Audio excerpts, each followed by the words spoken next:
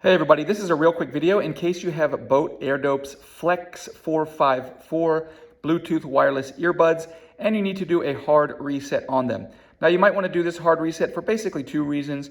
Number one would be troubleshooting if they are not connecting to Bluetooth, or if they keep disconnecting, or if there's sound coming out of only the left ear or the right ear. A hard reset to factory default settings is a good troubleshooting step for these problems. The second reason is if you just want to clear out the pairing history and set them up new with a new device and have them forget everything else, we can go ahead and do that. This is very easy to do. All you need to do is, the first thing you want to do is you want to make sure they're not connected, they're deleted from all devices. So go ahead and turn the Bluetooth off and have any devices that you've used them on forget these earbuds. Once that happens, you can go ahead and put the earbuds in the case.